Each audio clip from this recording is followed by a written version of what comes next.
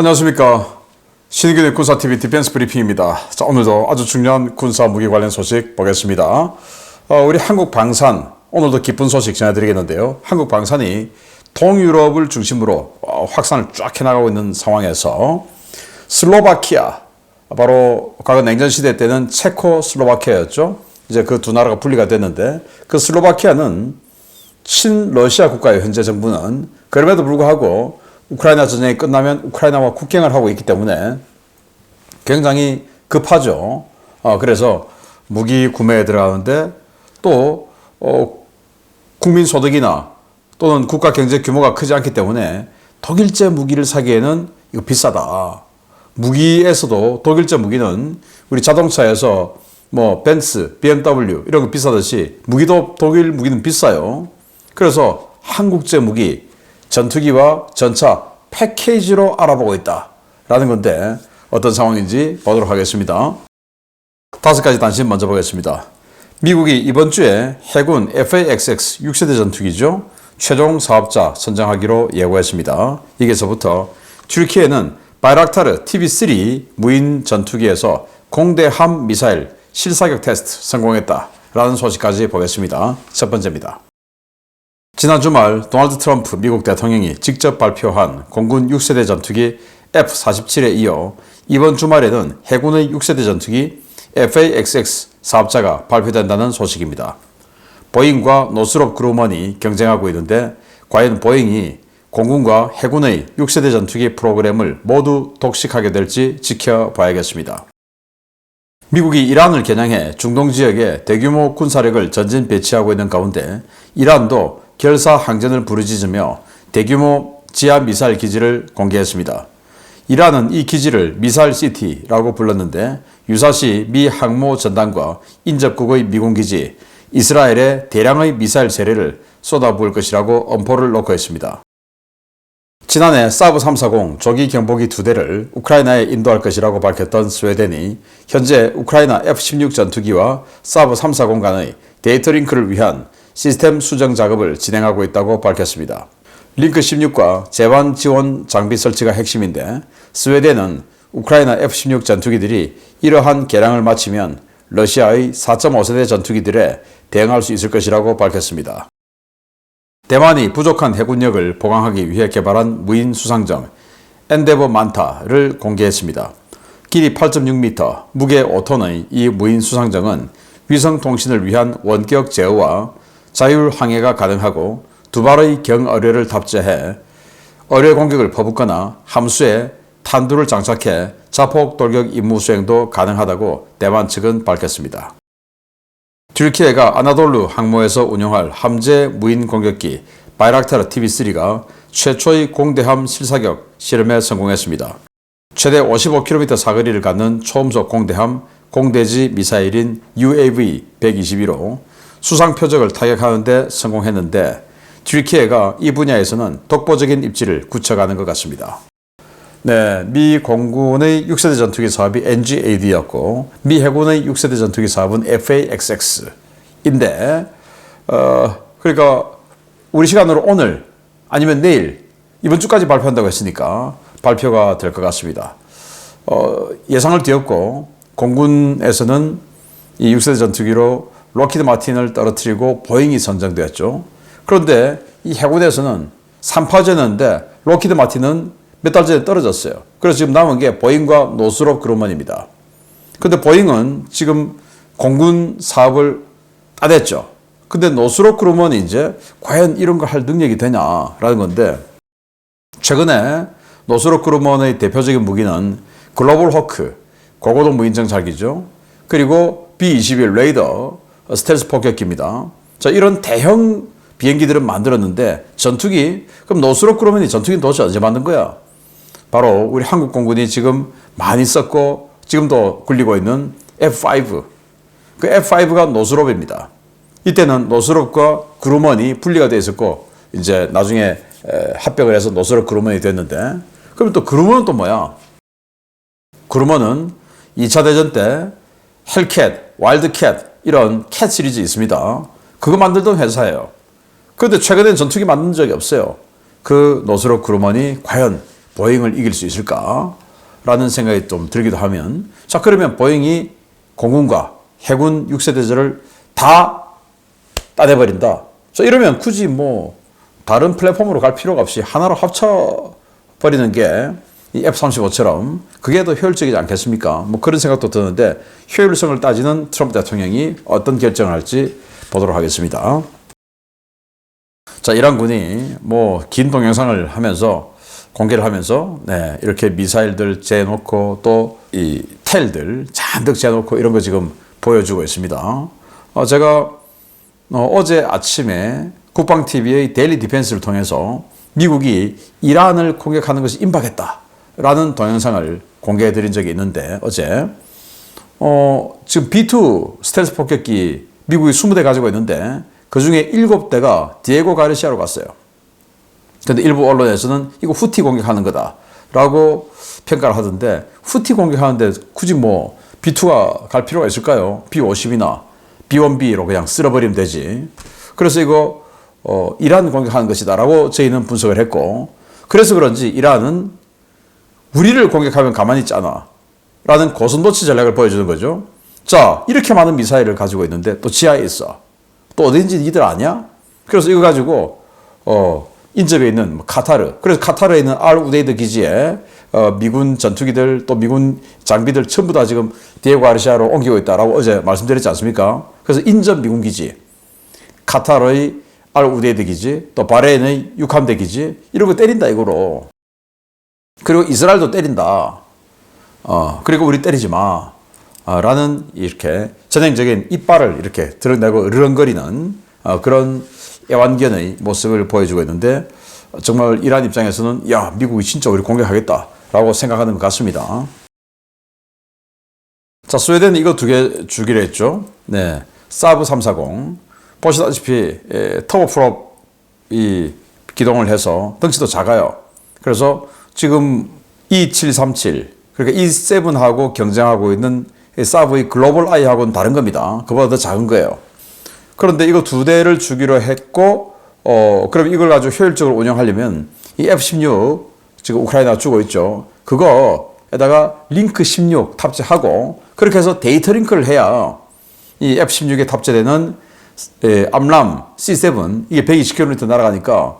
근데 F-16AB는 뭐 레이더 해야 기껏 최대 제원상으로 한 80km 이 정도밖에 못 보니까 암람 C7은 효율적으로 운영할 수 없죠. 자기가 보는 눈보다 이 펀치의 사거리가 더 긴데, 즉 이 펀치의 120km 사거리를 제대로 활용할 수 없다는 거 아니겠습니까? 그걸 제대로 활용하려면 이렇게 한 350km를 탐지하는 이 조기 경보기와 데이터 링크를 통해서 할 수가 있는 거죠. 그렇게 할 수 있다. 그렇게 지금 업그레이드 작업하고 있다. 링크 16, F-16에 뭐 그렇게 밝혔는데, 그러면 이제 4.5세대 전투기 수호의 35하고도 한번 붙어볼 만하다라고 이야기를 하고 있습니다. 왜냐? 우크라이나가 우리 지금 있는 F-16으로는 4.5세대 전투기 수호의 35하고 전투할 수 없으니까 유로파이터 주세요. 지금 이러고 있으니까 아니야, 이거로 할 수 있어. 이렇게 반박을 하는 것 같습니다. 대만은 이런 걸 만들었어요. 네, 동영상 보시면 그냥 막 기동도 막 열심히 하고 있는데, 덩치는 작습니다. 5톤인데 사실 드론으로서는 덩치가 꽤 되는 거죠. 그래서 여기에 함수 부분에 1톤의 탄두의 폭약을 집어넣어서 자폭 돌격할 수 있고, 또 그렇게 하지 않을 경우에는 양쪽에 경어뢰 한 발씩 해서 어뢰 공격을 할 수도 있고, 또 이제 감시 정찰할 수도 있고, 또 군집으로 여러 개를 그냥 한꺼번에 이렇게 조정해서 쇄도할 수도 있고, 뭐 이렇게 한다고 하는데, 대만 해협을 지키기 위해서 정말 큰 노력을 하고 있는 대만입니다. 네, 이 동영상 보시면 정말 뭐 튀르키예가 이 무인기 분야에서는 독보적으로 앞서 나가고 있는 것 같아요. 무인 공격기 TB2가 아니고 TB3입니다. TB3는 최대 이륙 중량이 1.45톤. 그래서 양날개에 요거 한 발씩. 그러니까 최대 사거리 55km 날아가는 공대함, 공대지 미사일이다. 아마 매버릭 정도 되는, 뭐 물론 매버릭보다 훨씬 길쭉하게 생겼습니다만은 그 정도 능력 아니겠나라고 생각이 되는데, 위력은 좀 더 작을 수가 있어요. 이렇게 아나돌루에 탑재해서 항모니까 그러면 항모는 적의 군함을 또 타격해야 되죠. 그래서 이 TB3 보내서 적 군함을 타격할 수 있어 라는 걸 보여주는데, 네, 이렇게 되면 인도네시아도 이걸 도입할 가능성이 높죠. 정말 튀르키예가 이 드론 분야에서는 거의 독보적으로 앞서 나가고 있는 것 같습니다. 2000년대 초반에 우리 밀리터리 마니아들이 이스라엘이 하피 이런 거 막 만들 때, 또 하롭 이런 거 만들 때 우리도 드론 하자라고 할 때 우리 한국군이 그때 지금 늦었다라고 했어요. 왜?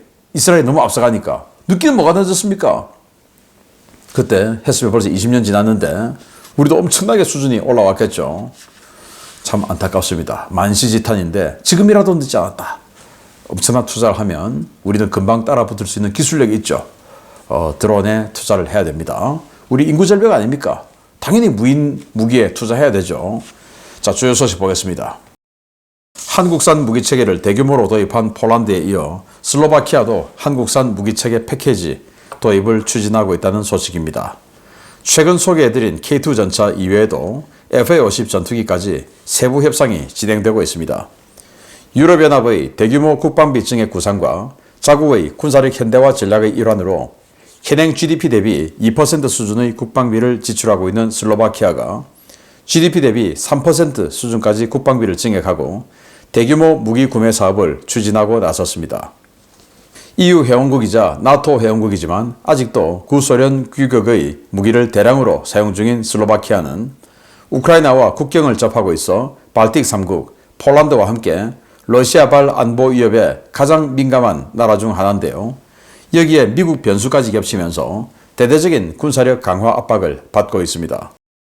이 때문에 슬로바키아는 현재 주력으로 운용 중인 T-70M1 전차 30여 대와 레오파르트 2A4 전차 15대를 대체하기 위한 차세대 전차 도입 사업을 추진 중인데요. 이 사업은 2개 기계화 예단을 무장시킬 104대의 신형 전차를 구매하는 것이 목표입니다. 당초 이 사업은 독일의 레오파르트 A8, 미국의 M1A2, SEP V3, 한국의 K2 전차가 후보군에 올라 있었지만 트럼프 변수로 인해 M1A2 전차가 사실상 배제되면서 한국과 독일의 경쟁 구도가 됐는데요. 슬로바키아 정부가 지난달 24일 폴란드와 방산협력 강화 MOU를 체결하고 K2PL 전차 도입 의사를 밝히면서 K2PL 선정이 유력한 상황입니다. 실제로 슬로바키아는 지난달 UAE에서 열린 IDX 2025 방산 전시회에 국방부 현대화 사업국장을 보내 한국 현대 로템과 접촉했는데요. 이 자리에서 K2 전차 도입과 관련한 구체적인 논의가 진행되었었습니다. 슬로바키아는 14대를 도입하는 F-16V 전투기를 보조할 경전투기 겸 구형 L-39CM 훈련기를 대체할 목적의 다목적 항공기 구매도 추진 중인데요. 이를 위해 12대 안팎의 FA-50 전투기 도입을 검토하고 있습니다. 슬로바키아가 전차와 전투기 등 한국산 무기 패키지 검토를 추진하고 나서면서 우리 방위산업은 폴란드, 루마니아에 이어 유럽 거점을 하나 더 마련하게 됐는데요. 부디 이번 유럽 군비 증강이 우리 방산에 날개를 다는 계기가 되기를 바랍니다. 네, 우리 K2 전차 폴란드가 지금 운영하고 있는데 아우 멋지게 찍었네요. 라스푸디차. 그래서 완전히 진창으로 변한 그 땅을 꽉 치고 그냥 쫙 올라가는 이런 멋진 사진 찍었는데, 네, 완전히 밀폐 기동하고 있어요. 실전적으로 우리나라는 뚜껑 열고 완전히 비실전 기동하고 있는데 여기는 실전적으로. 그리고 K6 중기관총도 장착을 안 했네요. 이 전차장에 나와서 중기관총 잡을 일 없다 이거죠. 왜? 잡으면 저격당하는데 전차장에 나옵니까? 안 나오죠.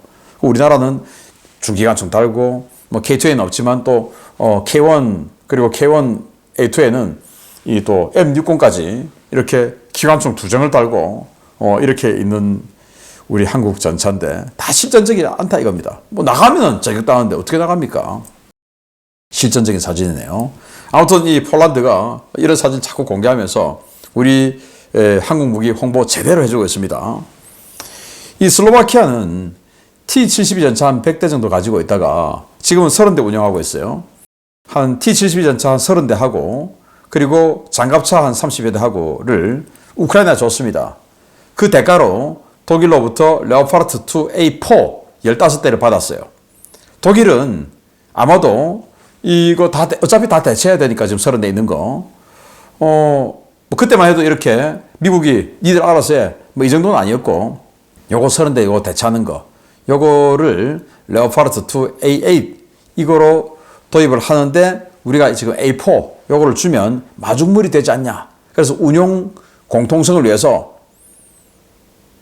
레오파르트 시리즈 그대로 하는 게 맞지 않냐 라는 거 하려고 아마 중고 레오파르트 A4를 15대 준 것 같은데, 그런데 이제 러시아와의 전쟁이 현실화되면서 그때는 그냥 나토 무기체계 해야 되니까 이제 뭐 그런 상황이었는데, 지금은 아니야, 진짜야, 위험해, 이제 이렇게 되는 상황에서 그러면 이제 104대의 신형 전차 도입을 결정하게 된 겁니다. 104대 많죠. 그런데 레오파르트 2 A8 그 A8은 무슨 뭐 아우디 A8처럼 비싸요. 그래서 전차 한 대가 700억이 넘어요. 그러면 700억짜리 전차 104대 살려면 8조 원 정도 줘야 되죠. 근데 슬로바키아는 그것도 안 되죠. 그래서 폴란드와 K2PL, 폴란드가 이제 K2PL 라이센스 생산할 거니까 폴란드하고 또 인접국 아니겠습니까? 그거 우리가 좀 사자라는 협상을 하고, 그럼 또 한국은 또 어떤 지원을 해줄 것이냐, 우리하고 협상하고, 그러면서 이 슬로바키아가 지금 F-16V 요거 14대 도입했는데 2대는 지금 나왔어요. 그래서 미국 현지 가서 교육받고 있는 중이라고 하는데, 그거를 보조할 경전투기가 또 필요한 거예요.